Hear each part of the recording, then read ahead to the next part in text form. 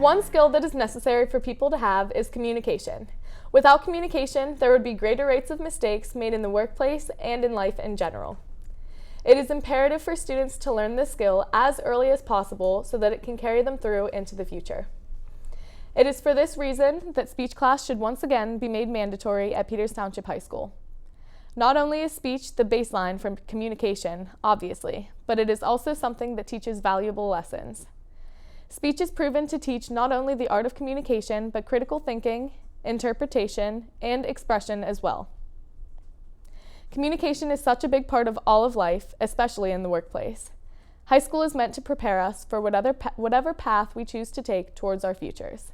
And for many of us, it is a job or a profession that we've put a lot of thought into. What will make you stand out from another contestant for the job will not be how you look on paper, but rather how you can sell yourself apart from what is on paper. One article that I read on Knight Tarrant depicted this, stating, "Some students will go into math, some into science, some into religious-based vocations. Whatever field and career path students choose after high school, it's an imperative and universal truth that we must be articulate.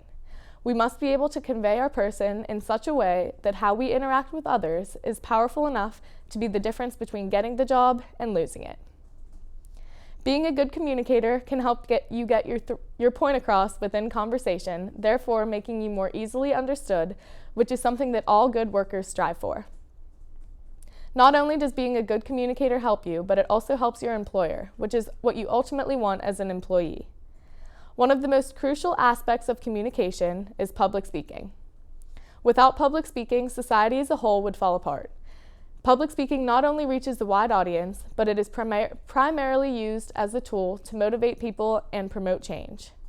Without this, society would make no progression in walks of life.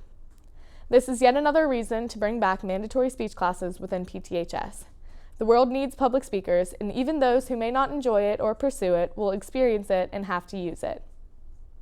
If it is not taught and introduced at early stages of life, it is harder for that skill to be developed and utilized properly. As I read, a great public speaker attains the power to motivate his or her audience to do something, stop doing something, change a behavior, or reach objectives. But to carry an idea forward, you must be able to excite and enliven your peers, employees, co-workers, customers. Public speakers are leaders who are able to inspire their audience to work harder to achieve their goals. As a public speaker, your role is to influence your listeners and create an environment where everyone walks out ready to roll. You are not merely giving a speech in an attempt to get your audience to take a certain action. Speakers are part of the action and can convey their passion and their drive. It is not enough to simply know about the issues at hand, but to make your audience share your passion. There are numerous situations where being simply a better public speaker than someone else will prove to be your greatest asset, making it very important to better this skill in yourself. There is nothing that has impacted me as a person more thus far in my life than my experiences with public speaking or something along those lines.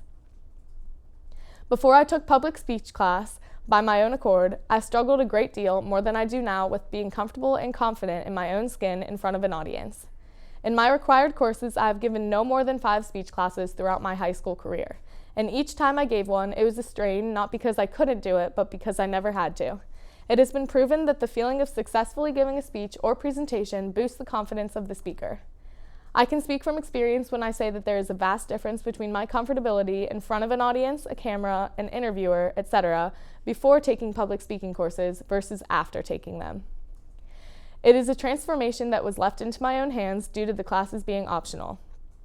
Public speaking may be important to me because through the courses I have taken, I have found a love for it, but it is also important to me because it has showed me that everyone should be pushed to challenge themselves and go outside of their comfort zones for the greater good through speech.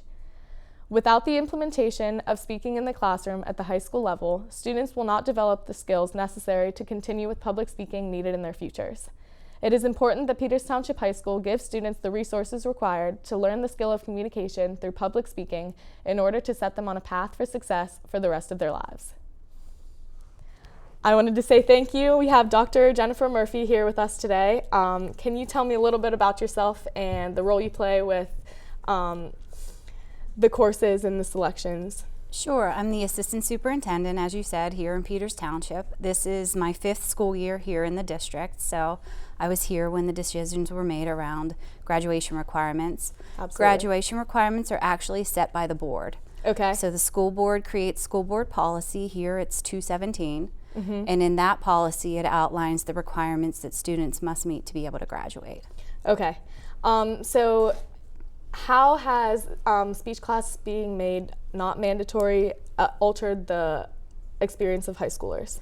I can't speak as a high schooler how it would be different. I can speak at a level of the requirements. One of the reasons the requirements were changed is I know speech was a requirement here in Peters Township for quite some time, and it morphed into a class where you completed your graduation requirement, graduation project, Mm-hmm. which used to be a requirement in the state of Pennsylvania to graduate. You had to do a graduation project. That was abolished in the state. Okay. And after that happened, we started to look at the requirements and what students were doing in each of the classes and saw that perhaps stopping it as a mandatory requirement would help students that had other things that they needed to fit in and help them be able to schedule things that might also be a passion. Okay, so how do you think that this has affected students whenever they're taking other courses? Do you think that making speech class not mandatory has definitely opened students' options? Yes, specifically for students that go to Western area or involved in other programs. Okay. Students that go to Western area, just speaking about that group of students, they, with all the other requirements that are required around English, math, science, social studies, and phys ed and health, to add another requirement into their day makes it very challenging for them to fit everything they need to be able to fit. Okay. So that's part of the decision-making process. And also students that have passion for band or for music or for art, adding that extra layer of a half of a semester makes it really challenging for people to, again, to be able to fit everything in that they want to fit in. Okay. How is it possible for some school districts to have that as a mandatory class and for some to not? Because that, again, each board sets their own requirements. As a state, we're given standards, and you have to meet the standards. That's why you have to take phys ed, health, social studies. Okay. And speaking standards can be embedded across multiple curriculum. Okay. In English, in math, in science, there are standards. So you have to meet the bare minimum of the standard. Okay. And here in Peters, we exceed state standards typically for our courses. Absolutely. How do you think that we can make changes in our other courses to kind of overcompensate for not having speech class in? Sure, I think it's just that here it's an option. It's something that you feel you want to focus on for 18 weeks in a semester, you absolutely can. But to be able to get the minimum of the standards, that happens through most of our other courses. And it even happens here way before high school, where students are exposed to things in 3rd grade and 5th grade and across with multiple projects. Okay. Do you think that making speech class mandatory was something that affected students in their mental health? Like, I understand that some say that it's not fair for students to be forced into public speaking. That wasn't really part of the decision making. Sometimes you have to push people out of their comfort zone to be able to, because I do believe public speaking and learning the skills behind what you need to communicate well are important. I was an English teacher, so I completely understand the importance of that. But at the same time, I think we can meet those requirements with different things across classes. Like in social studies, I know you all debate. In other classes, you'll do a Socratic seminar. While that might not be standing in one place or in front of a room giving a speech, it still helps you build the confidence in sharing your ideas and what you want to say to people in different ways. So I think that's one way we can do it. Still keeping it optional, and every way we round our classes here are based on what students want to do.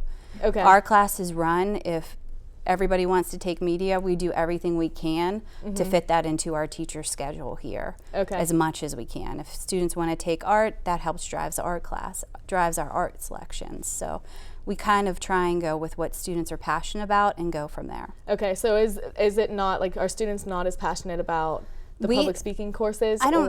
Students do take it because I think the counselors meet with students and talk, like, if you want to be a teacher, this would be a great class for you. If you want to go into media, it's also a good class.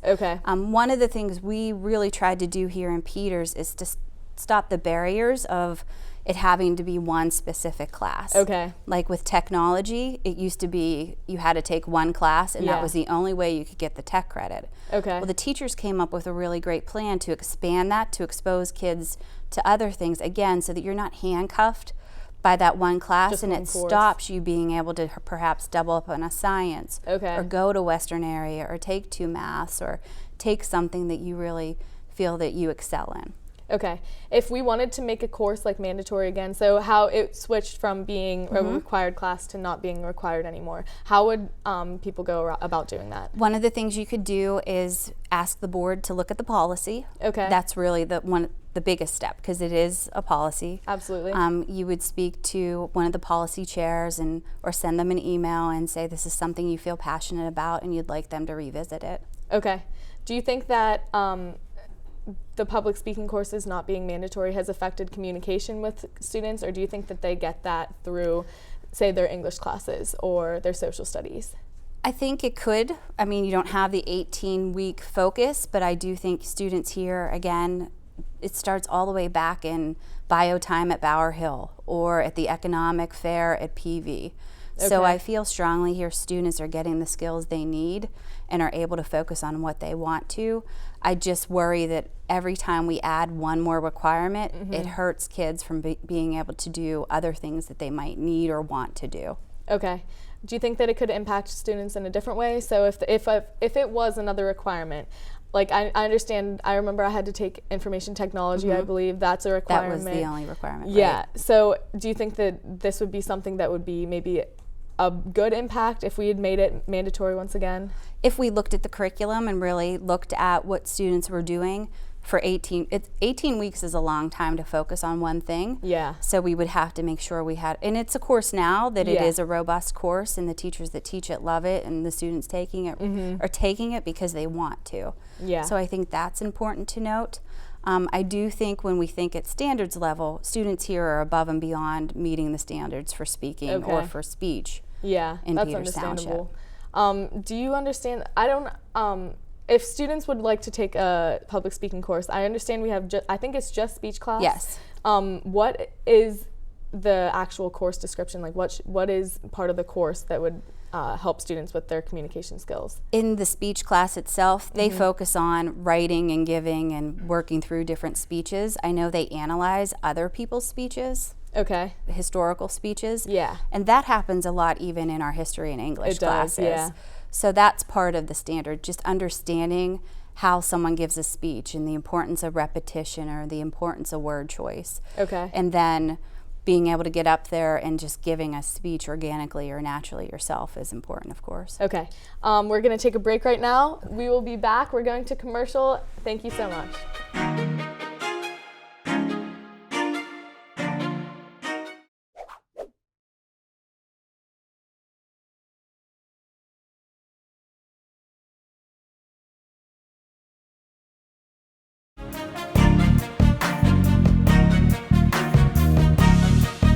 I'm Julia Trunzo, and welcome back to this segment of The Edge. Okay, so I wanted to address how has communication, actually to go back, how has communication been affected by this change in the requirement courses all across the school board? I think you don't have the 18 weeks to focus just on giving speeches. In some ways, I would say that it's embedded in what you're doing in the course. Okay. And sometimes that's even better because it allows you to be able to do it, again, a little more naturally. If it's in social studies and it aligns to what you're working on, it has a really good fit instead of just being a one-off project or something in another course. How can we make sure that this is implemented in courses across the curriculum? Sure. In our curriculum program, there is a way that teachers track their standards and look at, did we meet all the required standards from the state? Did we, because there are also reading, writing, and speaking standards when you think about ELA standards, English Language Arts. And that's what the teachers do to ensure that, at least in English, it was 2 summers ago, we went through an entire English curriculum rewrite. Okay. And the teachers there were able to pull in new resources, new projects. They were trained by the National Math Science Institute, NMSI, which I know a lot of you are familiar with. And they were able to pull things in. And for example, I know a new project was about I Have a Dream speech, and that was a project that teachers embedded. So it implements speech in it? Yes. Absolutely. How do students, say I wanted to be involved in something, if I wanted to pursue a speaking career, how could I get this without making speech class mandatory? Because I know there's only just the one speech class. Right. We still offer the one speech class as a semester course. Okay. But I think you're in the right place. Coming down to the media department and taking media courses is a great place to start. A lot of the social studies classes and English classes, of course, also have an opportunity where those are two very driven classes around covering the speaking standards and ensuring that you're doing things, again, in a content area. Math and science, I know, at least in those curriculum, they cover content a little differently. Yeah. But I've been in AP classes that after the test that they're debating about issues, or they're doing projects that require where you get up and present an idea. So it just depends on the course, and that's definitely something you could talk over with your counselor. Okay. From my understanding, communication has been said to have been decreasing with this generation, et cetera. How can we improve this if the class is not mandatory? I think that's just a challenge for society in general, the way we are reliant on technology and sometimes our devices and communicating through social media. Just as a society, not just your generation, myself, I'm guilty of it too. Absolutely. It's easier to text sometimes than call. So I think there are things we could do just as a society that wouldn't necessarily be a requirement of a class, just to maybe put down your device and talk to each other and engage with one another instead of doing it always through a phone. I do see value in the speech class. That's why we still offer it. And students want to take it. Again, what students select here at Peters often drives our master schedule as much as we can. You know, if 1,400 kids wanted to take a certain elective, it would be challenging to do that. Absolutely. But we try and push our electives and what teachers are teaching based on what students want and need. Okay.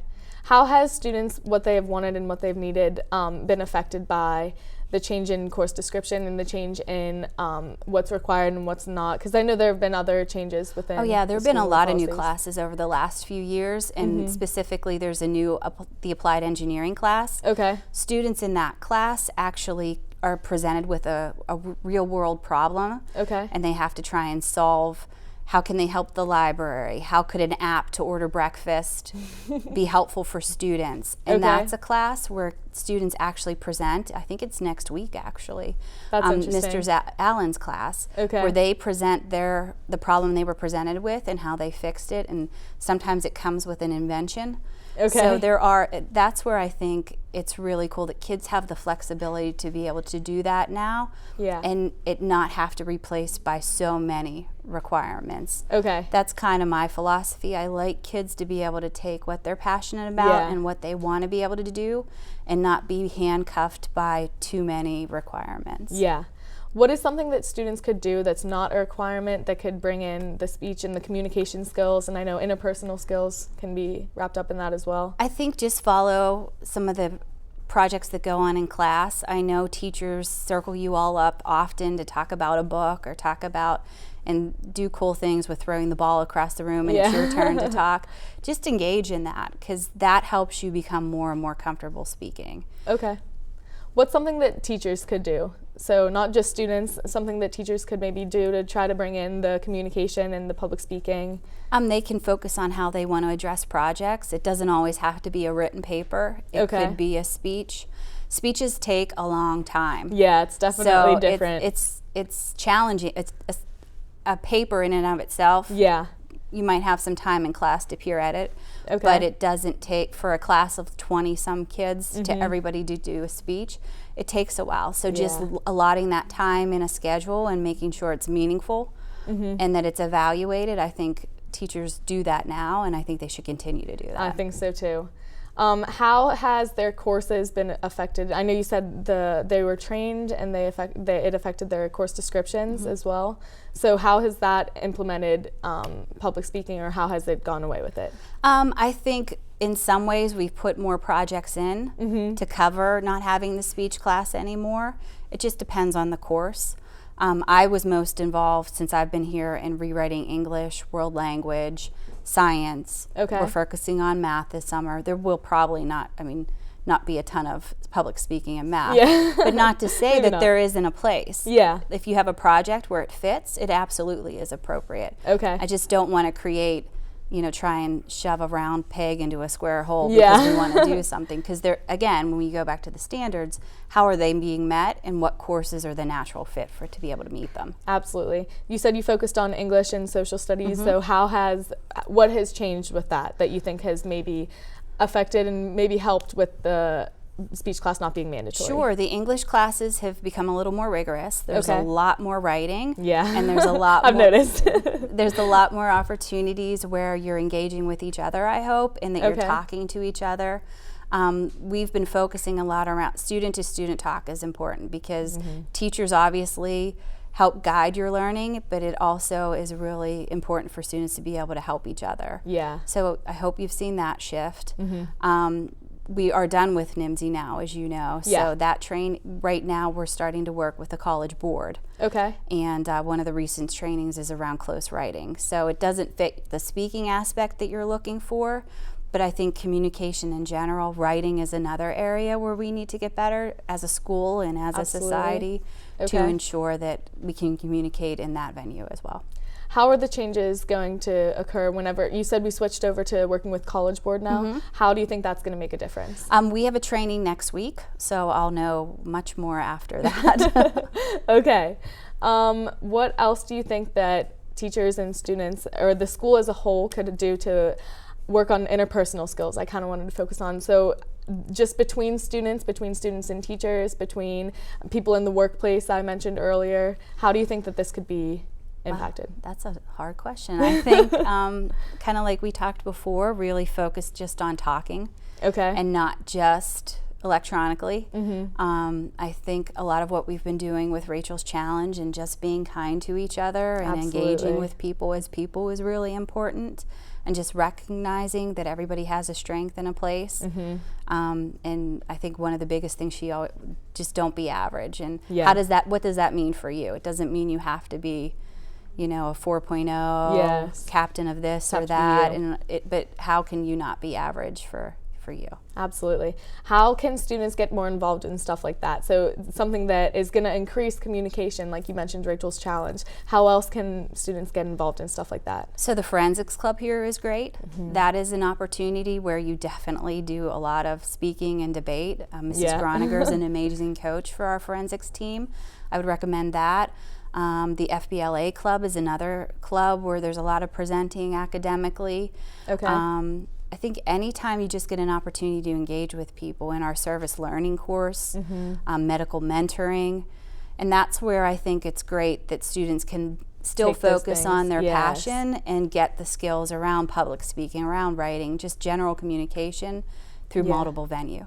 How would students be able to go about, maybe if I wanted to create a club or if I wanted to start something that would make a difference like that, how could we go about doing that? So it's easy to create a student club if you find a sponsor. Okay. So if you find an adult sponsor that wants to help you out, and I know there are a lot of teachers here that go above and beyond every single day. It's true. You just have to find an adult sponsor and there's your club.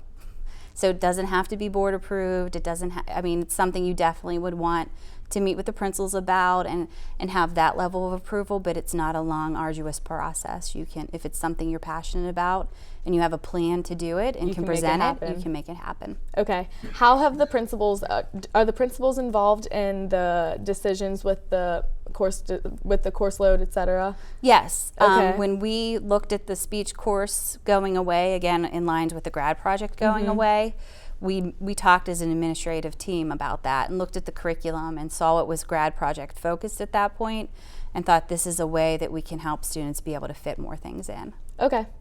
How has public speaking affected the students with their courses, with their grades, etc.?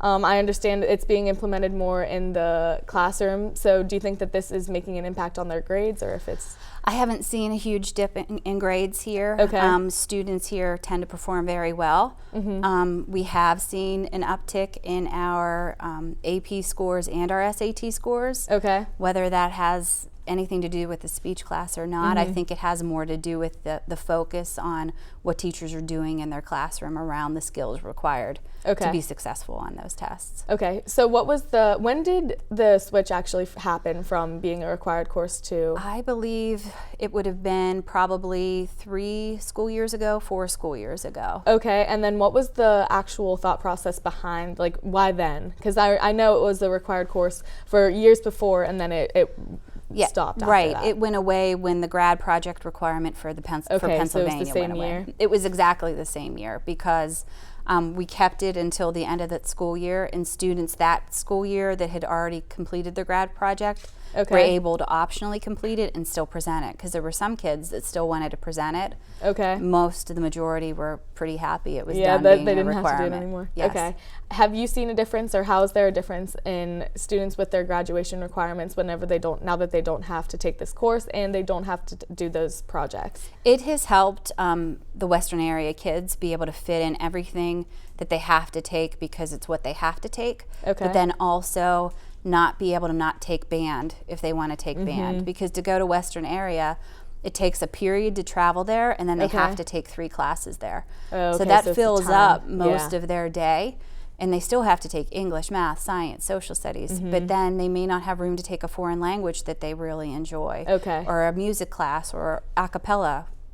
So that not having that extra period allows them to be able to fit something else in instead of just the academics and just Western area. So it's more about what you want to focus on. Yes. Awesome. Okay, I think that's actually all we have time for. Thank you so much. This was amazing.